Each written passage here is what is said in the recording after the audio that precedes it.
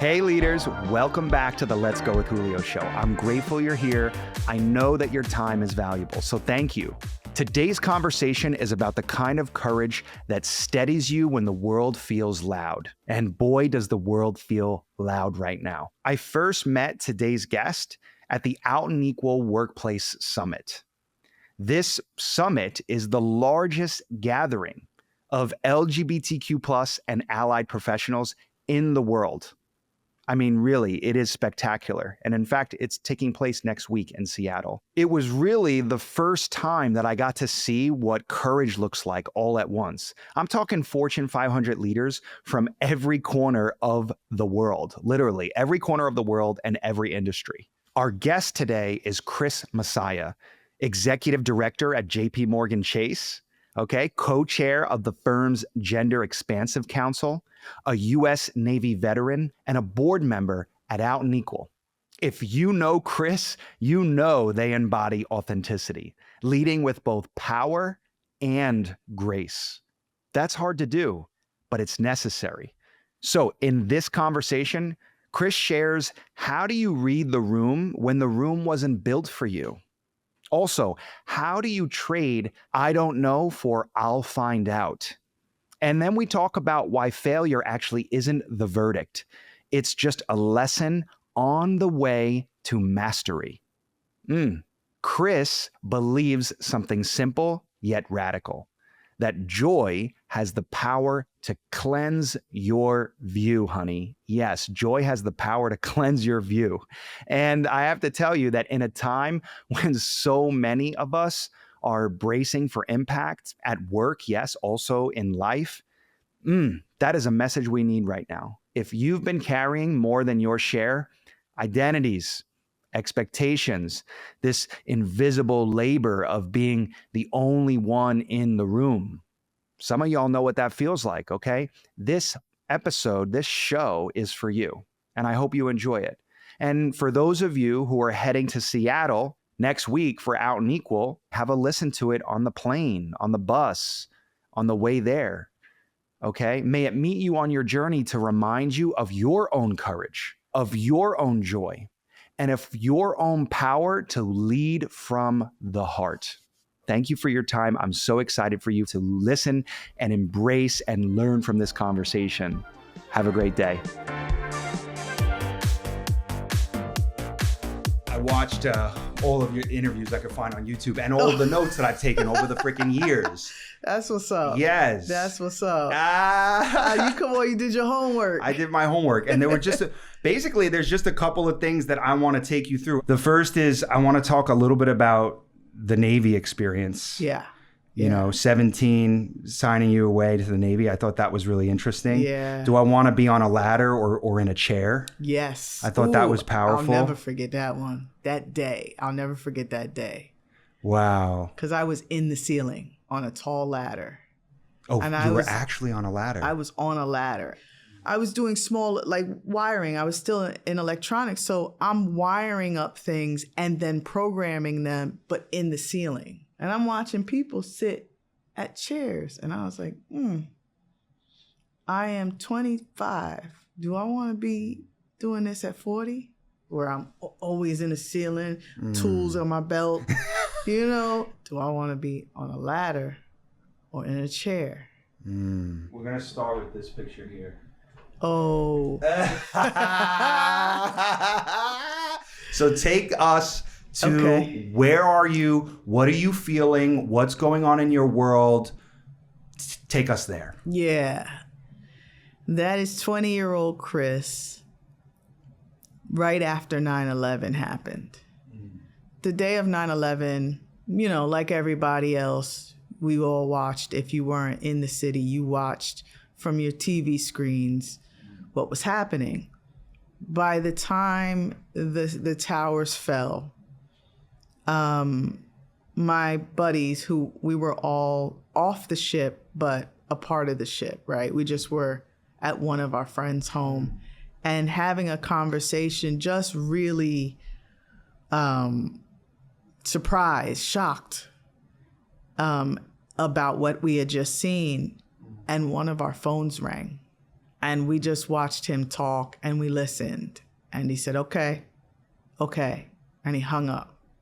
And he looked at us, and before he could open his mouth, another one of their phones rang, right? And it just kind of went like that. And I was the second to last.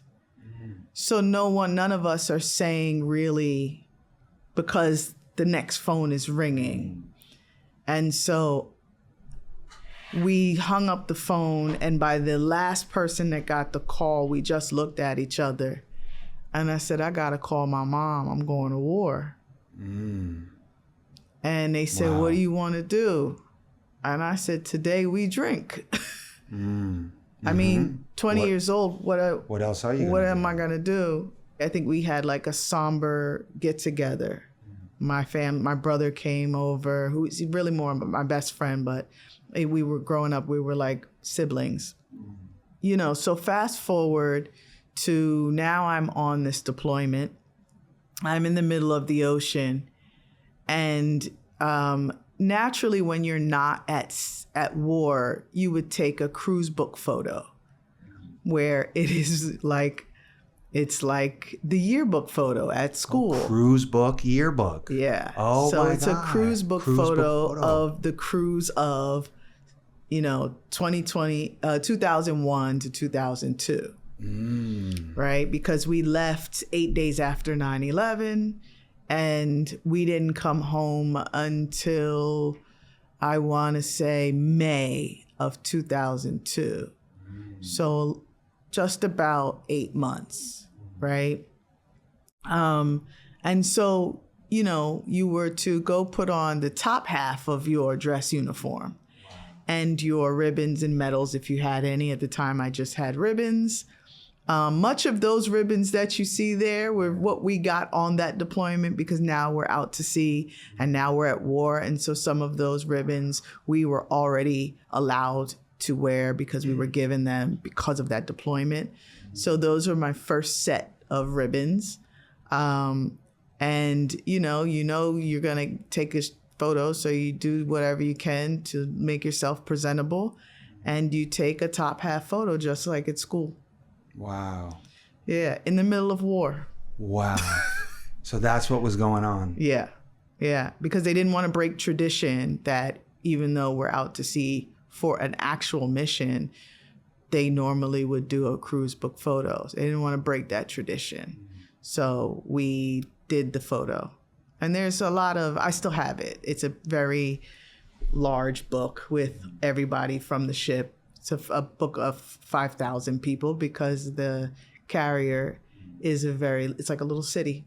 You were also saying that the entire time you were there was during Don't Ask, Don't Tell. Yeah. Does that even come up, or because you're in the war energy, no one's even thinking about that? They're just trying to survive. Like, how does that work? No, it comes up. It does. It doesn't. You're out to sea. There's no land within sight for 8 months, right? Normally, when you're on a deployment where it's not wartime, you hit land every other month or every month. We didn't hit land till the very end. So for 8 months, we just saw sea. And you are on a mission, and there's more to that I, won't go into, but you see bombings, you see quite a bit. Yeah.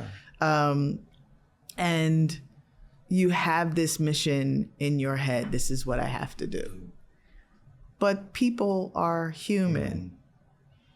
And you're surrounded by, yes, I don't know if you've ever seen Grey's Anatomy, but it's like that on a ship, right? Yeah, even though you're at war, because you're human, exactly. You still got to live. Exactly. Yeah. So people who are a part of the community would have those relations. Things. And if they got caught, they got kicked out. They were what you would call separated with an OTH, which is an other than honorable discharge. Later on, after the repeal, they were able to take that OTH and get it turned into an honorable, because now it's no longer an infraction. But at the time, you could not get an honorable discharge with that So, and that is on your record. So now good luck getting a very decent job, right? When you come out, it's almost like having a misdemeanor on your record when you get in other than honorable discharge. Yeah. Wow. So there was this undercurrent of you just keep it low. It's low key. Yeah. You do like I did, which is I would never tell somebody to do this. I never recommend it, but I just act like that wasn't me. Yeah. I fell very heavily into the walk like everybody, talk like everybody, which is what they want of you, right? It's easy to control people when you can get everybody to move on the same accord. Right. I mean, and that's probably part of the boot camp That's part of the boot camp mechanism. Get everyone on the same. That's part of the mechanism of the world, right? I want everybody to have two genders, and you have to love this type of person, and you cannot, marriage has to look like this, right? And if I get everybody to march to that accord, it's easier to control. It's a control mechanism. Easier to control people walking in the same direction than people free. What about this photo? Yeah, this Chris just turned 18. I look 12. All the way on the right. Yeah. And this is boot camp. This is boot camp. Somehow they allowed us to take... Look at them belts. Those are like intense. Oh, so we had... They discontinued. We were the last to get these uniforms, and these were the uniforms of the Old Navy. Really? Yeah, like the old, 20s and 30s. They're called the dungarees. Dungarees. So they were jeans. They were bell-bottom jeans, and the really kind of flimsy, non-flammable button-down shirt that you see in like the old school Navy movies. Wow. That's it. That's it. Yeah. Now, is this where you had the inkling that you wanted to become a techie, that technical prowess was something that was keen for you, or no? No. I go back to when I think of what you give a child to play with at a very young age.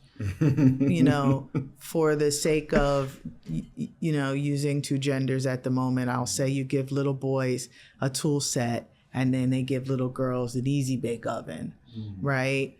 And you are really structuring them or molding them into a certain area, a field, if you will, of what they'll be good at.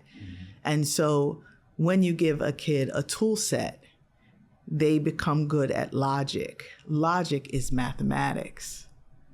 So then you become good at anything in math, whether it be carpentry, whether it be car and auto, because things are measurements, right? Yeah. Whether it be computer science, whether it be medical. You see, these are, you're gearing that mind to shape and sharpen this part of the brain, right? Whereas you give a child an easy bake oven and they become maybe more creative, right? Because they are trying to think of, what am I going to cook? And what are the new things I can do? So I'm more logical because I had a tool set, and I used my grandfather's tool set, and I took apart VCRs at the age of 7 and fixed them, right? So that made me really good at electronics, and I had been creating and making, remote control cars or, see-through phones from probably the age of 14. I love that. That's so true for all of us too, isn't it? It's like there's trickles, there's hints of it as early as many of us can remember when you really think about it and trace the through line. Yep. Wow. Yep. I love that. Yeah, you shape a child by what you give them. You shape a child by what you give them. That's connected to something you first of all, many phrases. There was another phrase here that I remember you saying, I don't remember where it was. Failure is a grade you get in school. Yeah. Anything that doesn't work out, that's a lesson. It's a lesson. It's a lesson. And the lessons are what you need to succeed. You can't make it to the top and be really good or even great if you just won all the time. Yes. You got to fail a lot for that. You have to fail a lot. Michael Jordan failed all the time. And for people who didn't get to see Michael Jordan, because maybe that's past, I might be going a little too older in the generation. But Kobe failed. Oh, I remember his air balls. I used to be like, put the ball down. You can't do it. But one of the greatest basketball players of all time, because he failed and he just kept trying and he got really good at it, because practice and practice and practice is what makes you great. You do it until it becomes second nature. So there is no such thing as a failure. It is a grade you get in school, and even then you learn from it.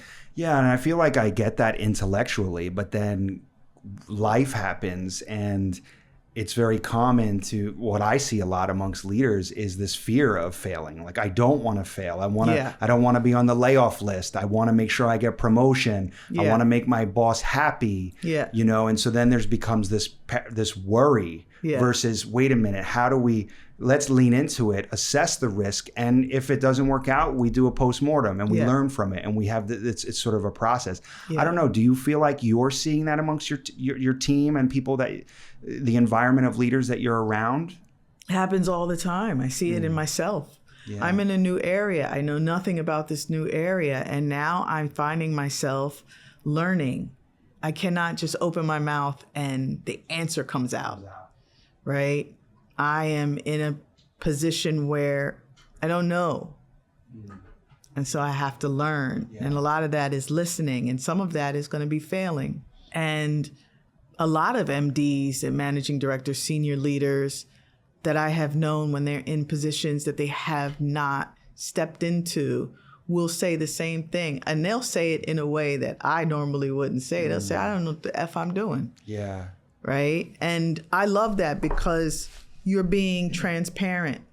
Yeah. That even you at this level has a time where you don't know what you're doing, and you're going to learn it because you're used to doing that. You've spent your entire career getting good at something, then doing something else, not knowing it at all, working at it, then getting really good at it, then going to do something else, and the cycle continues. Yeah, it's working as intended. Yeah. That's the cycle. That's the cycle. But we get caught up and worried about it. I know one thing I reflected on with my failures lessons was, instead of embracing it, trying to make it such that I had it together, and then the truth comes out, and then it's like I'm the Wizard of Oz, the thing turns, and it's like, well, what the fuck is this, you know? And it's like, you caught me. Yeah. And that was a moment for me of like, versus taking full responsibility for it. And saying, listen, I don't know. I spent 30 minutes investigating. There's 3 ways. Here's the pros and cons. I recommend we go with 2, but I'm open. Yeah. Versus trying to paint a picture like I have it all figured out. Oh, absolutely. And avoiding it. I learned the military taught me this, though. I never said I don't know. Ooh, I love that. I always said, I will find out. I will find out. I'll be right back to you. I'll get back to you. By the way, Apple does the same thing. You say, let's find out. I don't know. You can't just say, I don't know, full stop. It's, I don't know, let's find out. Mm-hmm. The assumption being so many people love to block themselves with, I don't know. Yep. It's like, hello, okay, now what? Yeah, yeah. So we say, I don't know, and throw it out the window? No, we got to dig into it. Yeah, dig into it. So let's dig more. Let's dig deeper into this topic so we can figure it out. Yeah, I use that a lot with, in coaching, you'll notice leaders very quickly will run to an I don't know. Yeah. And it's like, all right, take a breath, check in with yourself. If you did know, what might it be? Yeah. Let's just start with that. Yeah. Yeah. And see where that takes us. That's real. Allow yourself to go there versus shutting it off. Yep. Yep. And people don't like to do that. No. I know you're mentoring a lot of people. Yeah. I'm curious, if you were to look at the 35,000 foot view of the trends that you're seeing bubbling up, what are some of those? I think it's no surprise that the statistics are exactly what is happening. People of color, specifically women or AFAB, right? Assigned female at birth. And youth, those coming out of college, are not finding jobs at all. And the unemployment rate is high for those two demographic areas, right? And I am also seeing that some people in the office, while they may not show it outwardly, are feeling a little bit more comfortable in their perhaps discriminatory views without actually speaking of them. You can feel the energy. You can feel the energy. It has shifted. It has shifted. Tremendously. I agree with that. I think what I'm seeing is those that are not of a certain privilege must move with caution, especially if you are in areas of business or corporate, because it is the corporations that are leading the pack in some of those statistics, and in those environments where the energy is shifting. And when we used to see a little bit of diversity in the room of management and leaders, I'm seeing less of that diversity. I had a good friend of mine who said, I'm in a room and I'm the only one. And I said, it's going to be like that for a while.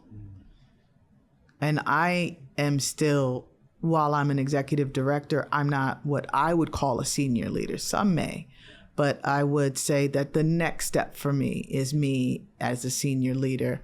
And so I am still in the midst of this environment trying to get to that level while I should say moving with caution, but without too much fear, because fear won't get me where I need to go. So how do you balance moving with caution and the fear? Yeah, that feels like the essential question. That's a delicate balance. It's a delicate balance. It's a delicate balance to, first, you must know how to read the room. Yeah. Oof. You have to know the energy. Before, yeah. And you can't shy away from it. You can't be like, all right, I'm just going to And by the way, for people listening, that's not woo-woo. No. Understand, reading the room is a superpower. Yeah. Really. Yeah. You have to learn how to read the room, especially when the room wasn't meant for you. There's a difference in different rooms, right?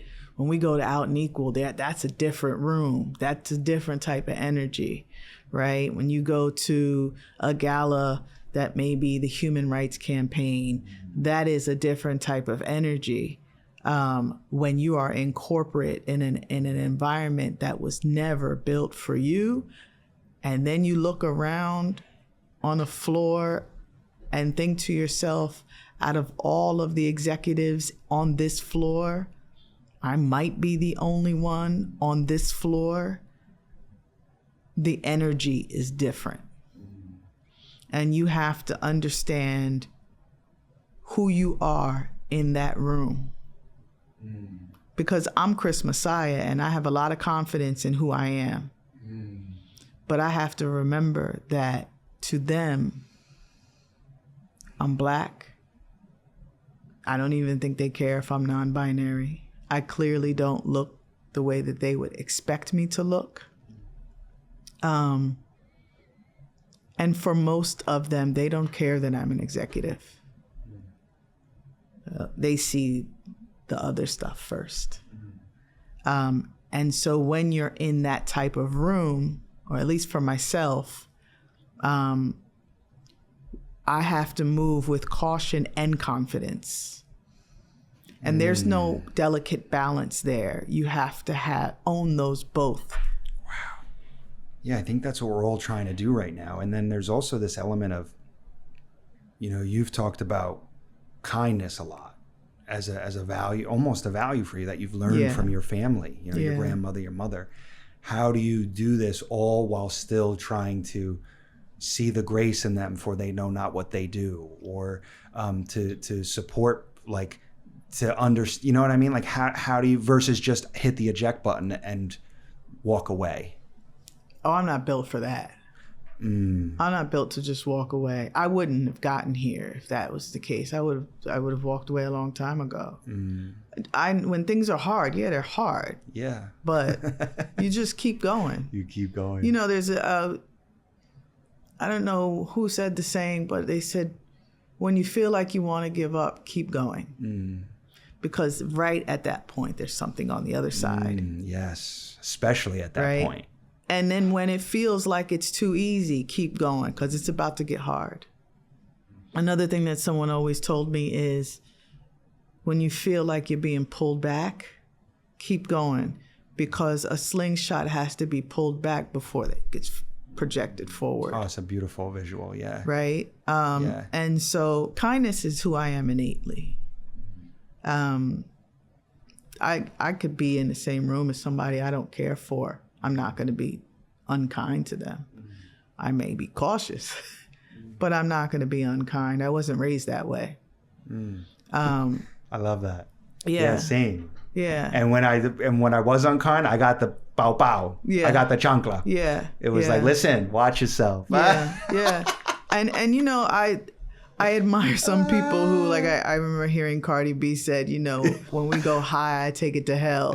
And I was like, you go, girl, because I just can't do it. I can't do it. I have to, when they go low, I go high every time. I don't know how to go low. I don't know how. I'm not built that way.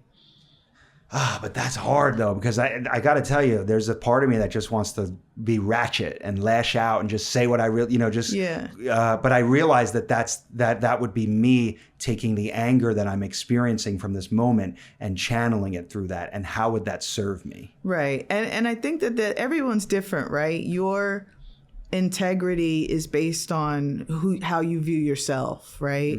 That's like the foundation of, like, what am I going to do in front of people when I'm not in front of people, right? But it's also about how I view myself, right?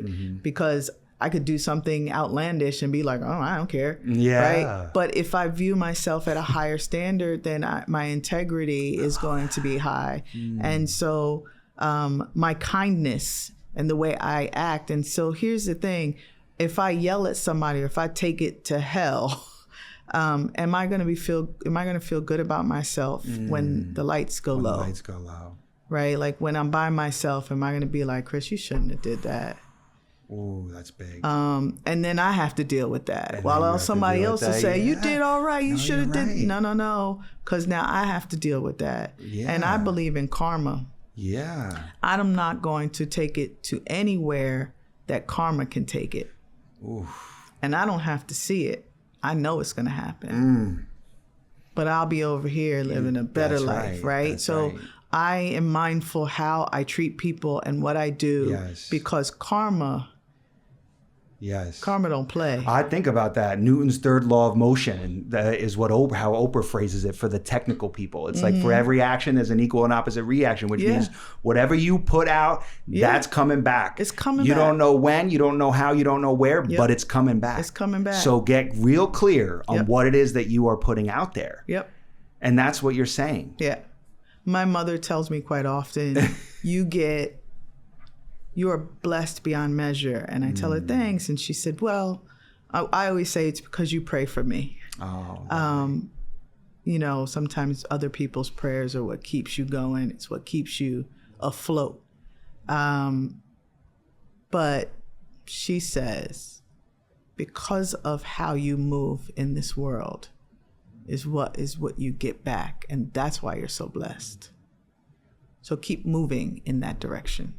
Was it hard for your family to see you as blessed when you were coming out to them and explaining that you wanted to be non-binary? Was that difficult? So non-binary, no. At that point, my mother had already had already one coming out, right? I came out as a lesbian, as queer.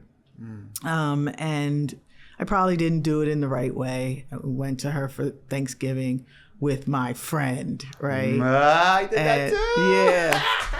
But my mother was not, she didn't take it well. As a matter of fact, she kicked me out. And I didn't live there, so it didn't really matter. But the pain that I felt driving home with the people in the car that I had brought there. And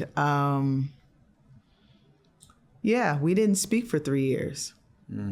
She said some not so great choice words of me while I could hear it. And loud enough so that you could hear it. One loud of those. enough. I know that's one of those. Yeah. You won't amount to anything, and a part of that is how she felt about herself, right? And not that she's queer, because she's not, but and I know we come from a Caribbean culture, and so their pride is from their children, and their embarrassment is also from their children, right? And so she didn't want to be embarrassed. It had nothing to do with whether or not I was comfortable in my skin. She didn't want to be embarrassed. And she was upset that I was an embarrassment. Yeah. Yeah. We've had conversations now about it. By the time I came out as non-binary, she was already like understanding of it. It didn't hurt that I was starting to become slightly successful in my career. Yeah. Same with my family. Right. Yeah. So it was like, it's Oh, acceptable. okay. So you're okay. You're making money. Yeah. Like you're good. Yeah. Okay. Yeah. It's fine. Yeah. Look at my non-binary queer child. By the way, they're an executive. Yeah, Like, exactly. Like somehow, like, okay. So it still plays back to that Yeah. embarrassment or pride. Now I'm your pride and joy because I have something to make you. It's about you to this day. But she's older now, so it's... And by the way, that is the powerful reflection for all of us. Yeah. It is about, it's oftentimes when there is something that you are projecting out there, the first step is to go inwards and say, what is this bringing up in me? Me. Yeah. And what part am I responsible for? Yeah. Yeah. And that's the real work. Yeah. Yeah. That's the real work. And I also understand that it's that's the culture, that Caribbean culture. That's the culture. Right? When we used to go out, he used to say, don't embarrass me. Right? Yeah. So that's just, the nature of things. You said with a sense of certainty, I know who I am earlier. And I remember I took some notes of a talk you were talking about how COVID honed that in for you, enhanced your understanding of yourself. Can you talk through that? Yeah. Help me understand, how did COVID help you become more you? Yeah, I was going through quite a bit during COVID. I was ending a marriage that was not long-lived. The relationship was long-lived, but the marriage was not. I was in a relationship that wasn't as long as I would have wanted. And it caused some time to self-reflect, because now at this stage, I only have me to chat with. Other than my family members. It is just me. It's me and my son in this home. And we're all locked away. Right. And so when you don't have anyone to talk to in the moment, you're talking to yourself, right?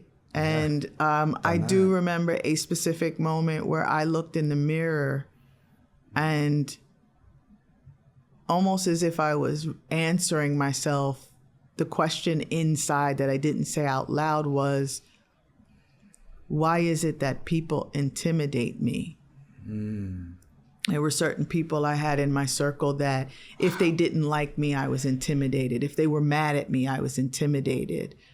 And it would bother me. And Not to say certain people were upset with me. It wouldn't bother me because I care. Yeah. But this felt different. It felt as intimidation. Yeah. Like I must get in this person's good graces, or I must, right? And it was like, why? Why am I allowing... Personal and work? Any relationship? Yeah, it was anything. It was like, if I spent a good portion of the beginning year of my time at JP Morgan in my head, listening to other people around me, chitter chatter. Yeah. And I'm already someone that at the time didn't fit the mold. And so I'm hearing the chitter chatter. I couldn't even code. So now it looks like I can't do my job. Of course. So there's a lot of intimidation. And I just remember outwardly, so the internal asked that question. The external said out loud, no, I know who I am. Like, I don't care what other people's perception of me is. I have lived long enough to know who I am.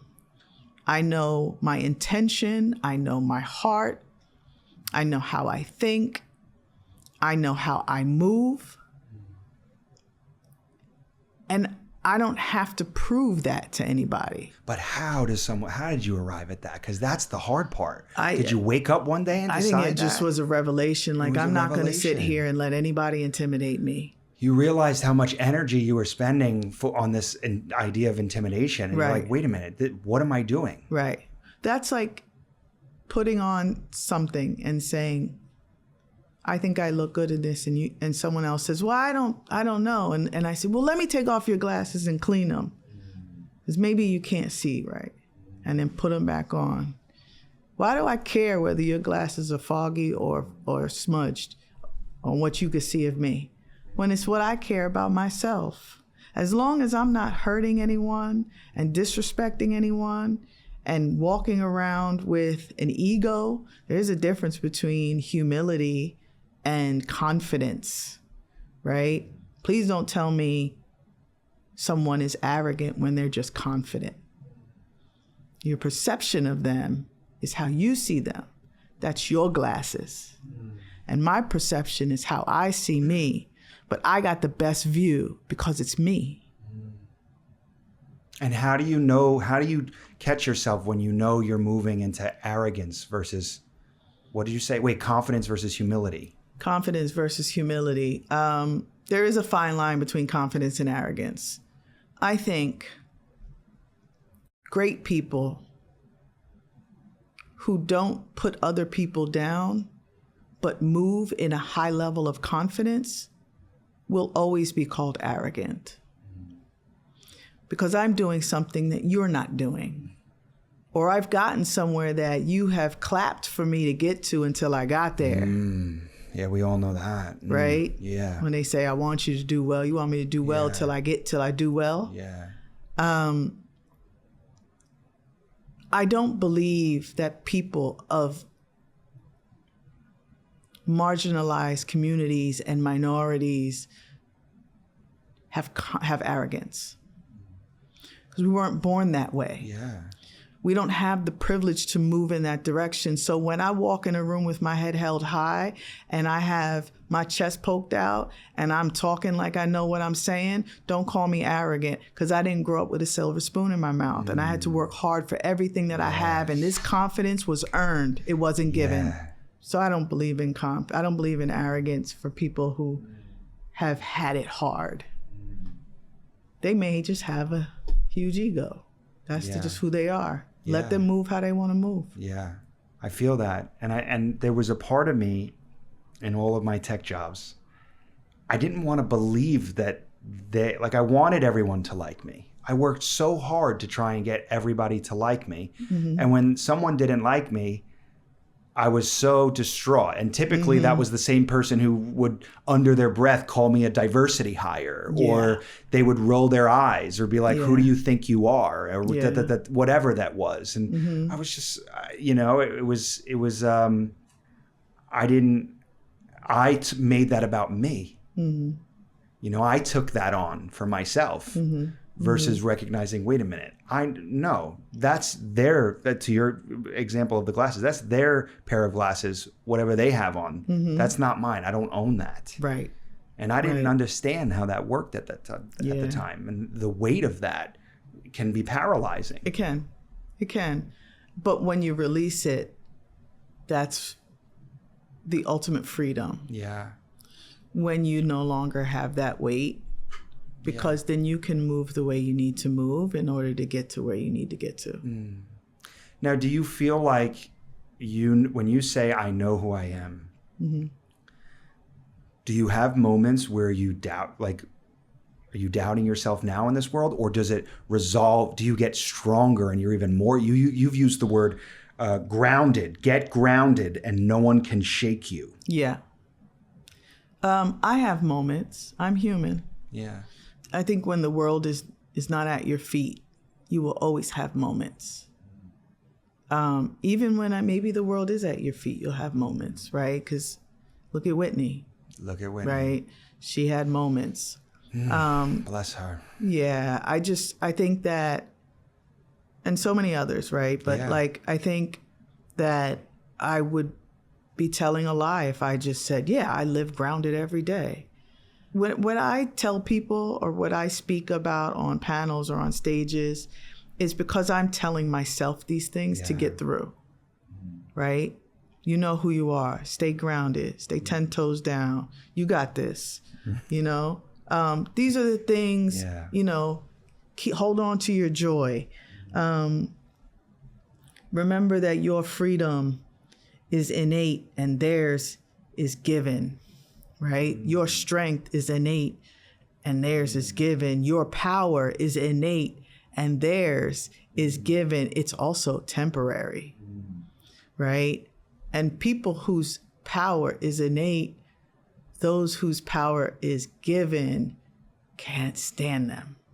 And they can't stand it because? Because they know that their power is limited and temporary, and they can't find their own power inside. Yeah. Right? Yeah. And the people who've had to find their own power have learned to hold on to it. And power and freedom go hand in hand. If you are free to be yourself, that's powerful.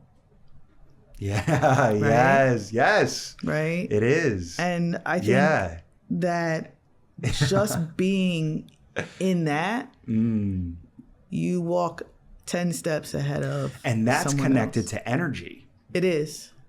It is. Let's go there for a minute, because I think there are a lot of leaders who will listen to this who want to be better at reading the room and the energy of the room. Yeah. How does someone take that from an abstract headline to actually, what does that look like in practice? How can someone cultivate that?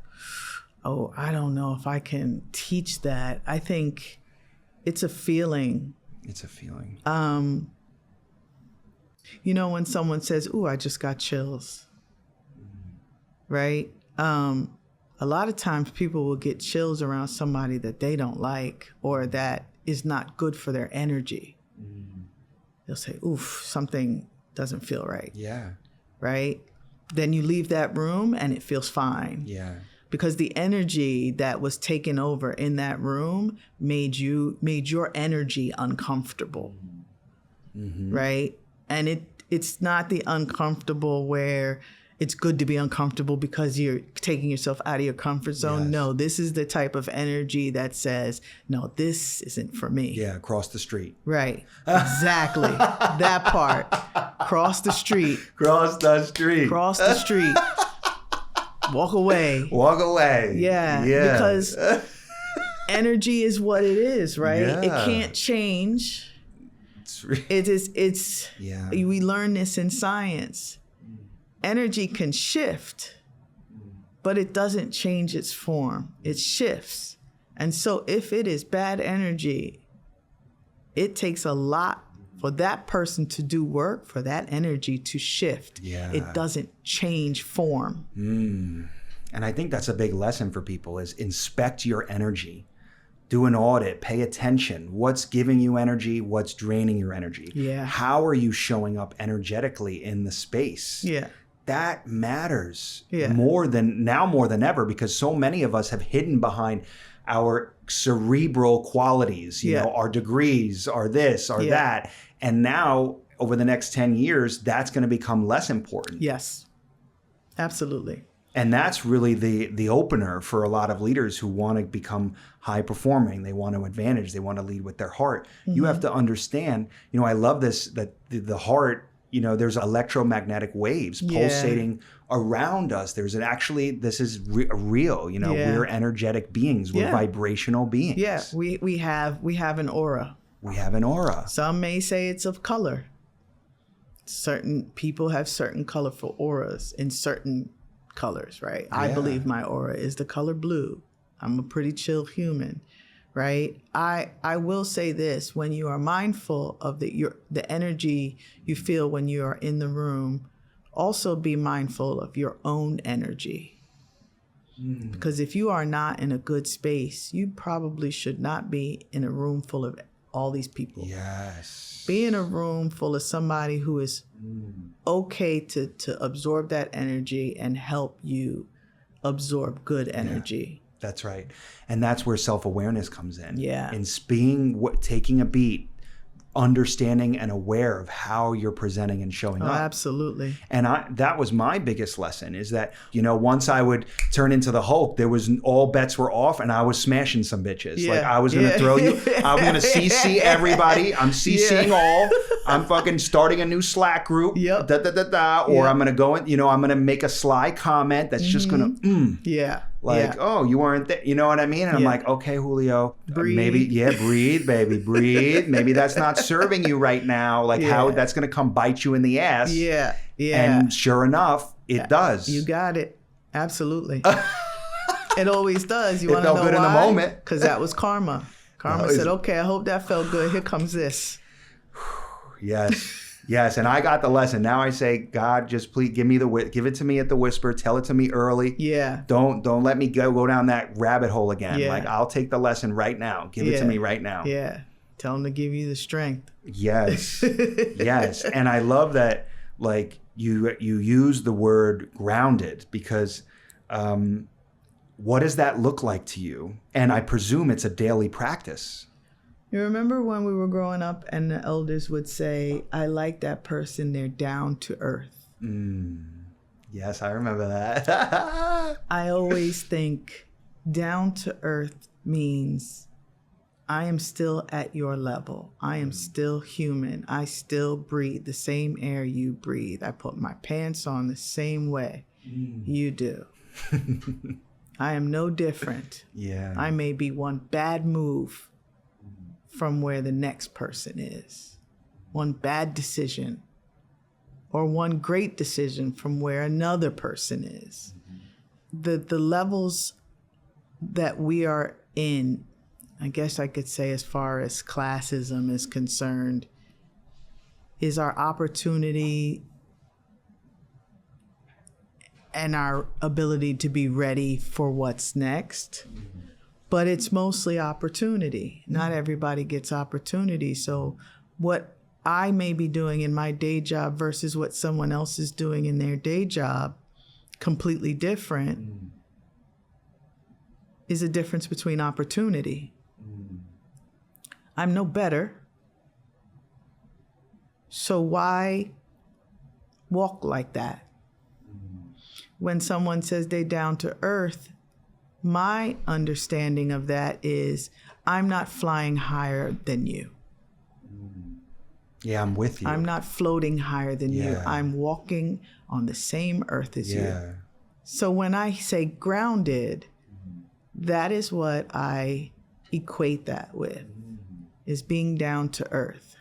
But being so down to earth that no matter what I go through in life, high or low, I can't be pulled from the earth. I love that.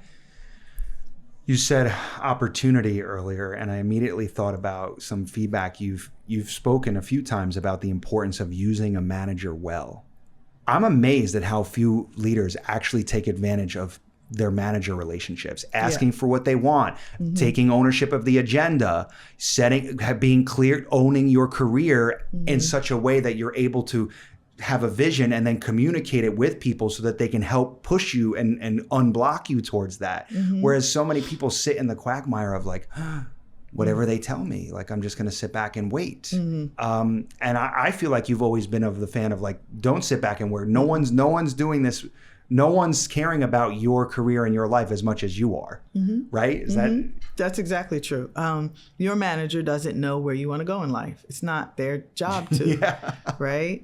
And so, I mean, I'm not saying like the minute you get there, be like, all right, listen, I want to get from here to here. And this, it's like, hold on, like learn the job first, yes, right? I've done that. So you have to learn the job, but learn the job in a way where, all right, now I'm getting in the groove. What do you want to see from me? What do you want from me? Right? And then after that, it is, how can I make your life better here at work? Now that I'm in a groove, and now you're saying, well, you don't need anything from me, right? How can I make something better for you? How can I make something easier for you? How can I lighten your load? And then once you start doing those things, the manager then says, without saying it to you, just kind of maybe to other people, I'm really paying attention how this person is showing up, the work that they're doing, their ambition, their ability to want to know more, want to do more. And then that is when you say, I have a career ambition, and this is my long-term goal, and this is my short-term goal, and this is my most recent goal. And I always say, like, your most recent goal is like your yearly goal, right? But that is when you go into the manager and you say, now I'm looking at wanting to move into the next level of my career. What does that look like for me here? If your manager says, yeah, that's absolutely doable. Right? Yeah. Okay, great. What are the things I need to do? Yeah. If your manager says, this isn't really the place for that, you say, okay, thank you for letting me know. Yeah. And then you have a decision to make. Right? And now let's flip that. Yeah. You're a manager, maybe new or early, you have a few reports, you're getting these questions, and you're so overwhelmed trying to make your leadership happy and everything going on in your life that you're frustrated. Maybe you don't have a plan for them. Maybe you're annoyed at these people. I see that I see these moments and I think, we need more coaching. We need more coaching skills for the managers to recognize, what role am I playing in this saying? That I have over my team or what, Yeah. Does that make sense what I'm saying? It does. I was once in a role where I had individuals under me and I was incredibly frustrated. That did not, as a manager, as a leader, it is my job to understand where to compartmentalize that frustration, because I am responsible for these individuals. I'm responsible for how they learn. I'm responsible for the results, because those results reflect on me. So I'm responsible on their career trajectory in some way, shape, or form. I don't like telling other managers this, but sometimes I see the people under me like my kids, if they're not older than me or some way, shape, or form, because I am trying to help mold you to get to another. I won't be here forever. So I want you to take some things away from me. And I have been fortunate enough, each situation that I have been a manager or a leader in some way to some people, that each of them have said good things about my leadership and what they've been able to take away. But that is because I've been able to compartmentalize my frustration. Part of you being a leader is being an umbrella. You are an umbrella for the shitstorm that is coming. Excuse my language. No, it's true though. Right? Yeah. And it's not supposed to roll downhill. Right. You're supposed to stop it Yeah. if it didn't stop above you. Yeah. Right? Yeah. And that may not always be the case. You may not always have a manager that is stopping it coming down to you, but it is your job to stop it going down to them. And so you have to be the leader that maybe you don't have. Yeah. And you might get roughed up in that process. That's the name of the game. That is the call to courage, really, as a leader. Yes. Is you have to step in line and take responsibility for some of that. Yeah. You know, it's like kind of like, I mean, I don't play sports, but hockey, like you're going to get hit. You're going to get knocked around a little. That's leadership. Yep. And maybe some of that has to do with me being a parent. And I probably equate the two, or maybe it's similar, but I've had frustrating moments. Yeah. My child is a very loving kid because I learned not to show my child that frustration, compartmentalize it, and only show him love and care, right? And not everybody knows how to do that, but I think if you can do that as a parent, you can do that as a leader. Yeah, I think there's a tremendous amount of overlap between and I guess Esther Perel would say underneath the work relationship, the home relationship, it's relational intelligence. We're human beings. So it's the same, the energy with your partner, the energy with your manager, whatever. There's a lot of overlap here. Yeah. Like, for example, at Lyft, there was someone in PR that would frustrate me, and I would leave a meeting and I would just start shit talking. And he once was like, well, would you do that with your husband? Like, would you shit talk him to your mom or to friends like that? Pay attention to the energy. Yeah. How would you treat this person at home? Would you treat them the same way? If no, what makes you think that it's okay to do it here, but not to do it at home? Absolutely. Think that through. And that was like a real aha moment for me. Yeah, absolutely. Sometimes people will say, I treat people the way they treat me. I treat people the way I want to be treated. There's a difference between those two. Yeah. And if I'm not treated well, I'll just walk away. You just walk away. I'm well versed in getting up and leaving a table that is not serving me well. And that's energy management. That's energy management. Versus letting it get crazy and acting a fool at the table. And now you've just taken something, you've just gone in a direction that you don't want to be in. And sometimes that's career-based too. And sometimes it's career-based. Walk away from a table. Get up politely from the table that is not serving you well. Yeah. Right? And what I have learned is if you don't do that, at some point, you're going to get the boot. Life is going to push you out. Yeah. Through a layoff, getting fired, something happens, you got to move. I don't know, whatever it is. I've taken so many calls from techies over the last 5 years who have been laid off. And the call starts with two things. First is a deep sadness. And then the second, as we explore, is a recognition that the hints were always here. Yeah. I didn't like my manager. My project kept getting reorged. Whatever it was. And it was like, baby, it's been there all along. Yeah. You had the signs. The signs were there. Yeah. And now you're here. Yep. Take responsibility. Yeah. Which is another thing that you talk about that I love, which is every time that you move up, each time you get to a new level, we have to feel the weight and the responsibility of that leadership. Like there's not just a coasting energy going on here. No. Like we have to make sure that we're continuing to level up and do the work and take responsibility versus offloading it. It's much easier to blame or to be frustrated. I saw that sometimes, I think last year, the year before, I was noticing at some of the out and equal tables, it's very easy in a circular table to just, throw something, common enemy intimacy. We all hate that. So let's just spend a lot of time talking about how terrible that is versus saying, wait a minute, let's pull that back and let's actually figure out what are we going to do here, versus let's blame everybody and be frustrated. Yeah. I think the world today is a very good representation of that, right? We can really just say we don't like something and point the fingers, or do we find joy and figure out how to fight? Yeah. And keep resisting and keep pushing and keep, joy is a form of resistance. And so that's not just in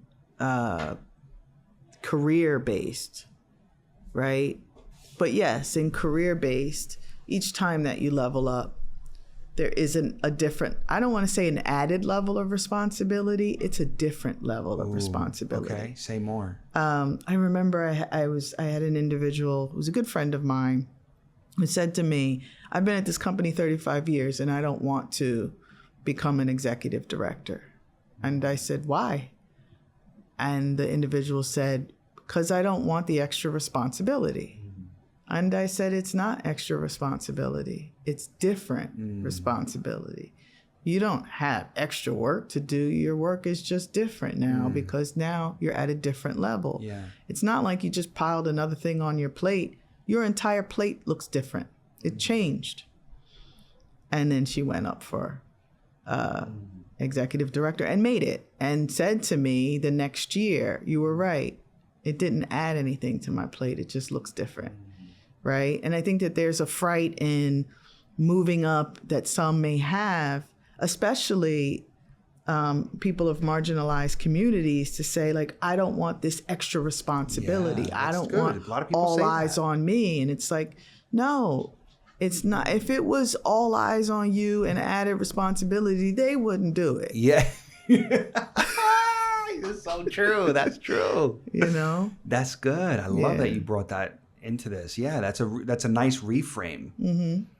And in that reframe, it's like, yeah, that's the opportunity for us. We'll step into that. We all Yeah. have to step into that. Yeah. Which is connected to something I love that you say, which is take yourself seriously. If you don't, who will? You are the only one who can give you what you need. 100%. You're the only one who can give you what you need. You're the only one who knows. You're the only one who has those inner talks. I don't care how many times you may pillow talk with a partner or a best friend or a colleague. You are the only one that has inner thoughts that no one knows. And so you're the only one that knows how you really feel. Even if you say, I'm really sick today, you might be sicker than you're saying. Or I'm fine, and you're not fine, right? You are the only one who really knows how you feel. So you're the only one who knows what you need. What you need. And what you don't need. Right. What's working and what's not. Right. No one knows you have a headache but you. Yeah. So no one knows that no one can tell you to take a Tylenol but you. But you. Yeah. Right? So Yeah. you know what you need. Pay attention to yourself, listen to yourself, and take yourself seriously. Also, words are very, very, very powerful. Words matter. If what you say to somebody can hurt them or make them fly, what do you think that those words internally do? So take yourself seriously, because when you tell yourself, I know someone will say, oh, sometimes I could be stupid sometimes, or sometimes I could just be this way, or I could be stubborn. Yeah. And your soul doesn't know the difference between a joke and what's real. So you are telling yourself something that your soul is listening to. So be careful what you say. Yes. Yes. Oof, I feel that. Yeah.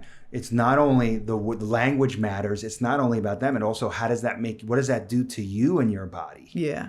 You know, it's like Martin Luther King always said in his Loving Our Enemies speech, you know, the hate for hate destroys the character. You can't see straight when you hate. You can't walk straight. You can't talk straight. Exactly. Your reality, your personality is distorted. Yeah. Yeah. It literally eats in your insides. Yeah. Hello. And that's what we have going on right now. Yeah.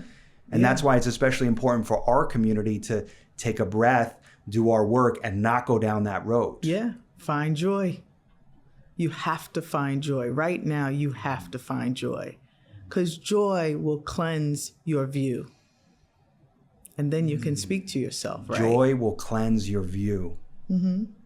Joy will cleanse your view. So what are you doing to find more joy in your life? How are you cleansing your view? I keep good people around me. Yeah, same. I've learned that I don't need to be around everybody. Yeah. You know, totally. I could walk in a room and walk out.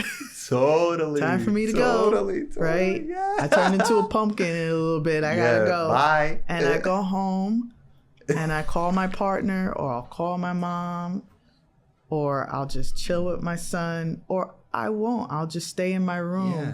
And the two little four-legged, creatures lay in bed with me, and and I watch a football game, and that's joy.